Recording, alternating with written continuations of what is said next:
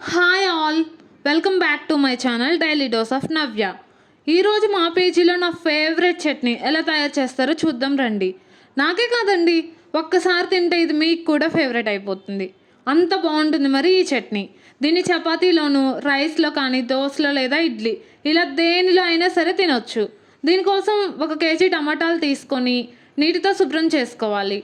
వీడియోలో చూపిస్తున్నట్టు ఆ టమాటాలను 4 భాగాలుగా కట్ చేసుకుంటే సరిపోతుంది. మరీ చిన్నగా ఏం కట్ చేయనక్కర్లేదు. తర్వాత ఒక బాండీ పెట్టుకొని స్టవ్ ఆన్ చేసి ఆయిల్ వేయండి. ఆయిల్ వేసిన వెంటనే పచ్చిమిర్చి కూడా వేయండి. 1 కేజీ టమాటాకు 150 నుంచి 200 గ్రాముల వరకు పచ్చిమిర్చి సరిపోతుంది. ఇప్పుడు ఇందులోనే మనం ముందుగా కట్ చేసి పెట్టుకున్న టమాటా ముక్కలు వేసుకోవాలి.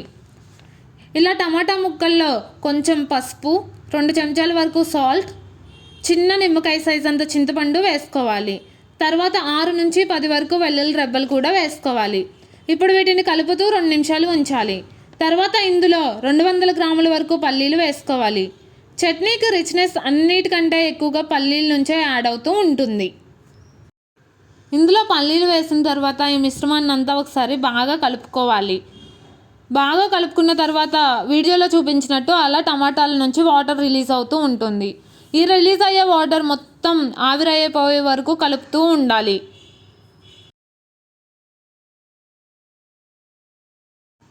దీనికోసం స్టవ్ లో ఫ్లేమ్లో పెట్టుకొని కలుపుతూ ఉండాలి.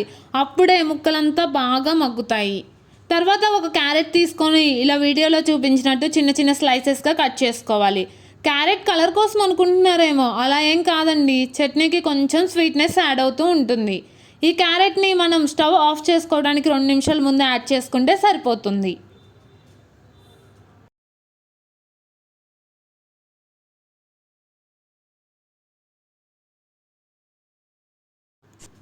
ఇప్పుడు ఈ మిశ్రమం అంతా బాగా కుక్ అయ్యి ఇలా దగ్గరకు వచ్చింది కదా.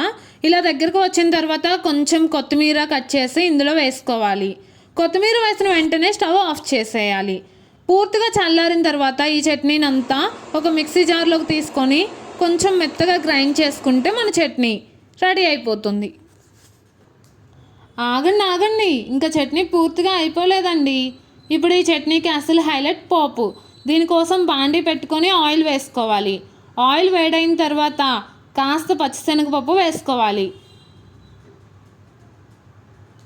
తర్వాత కొంచెం మినపప్పు, తర్వాత కొంచెం ఆవాలు, జీలకర్ర, ఎండుమిర్చి, కరివేపాకు వేసుకోవాలి.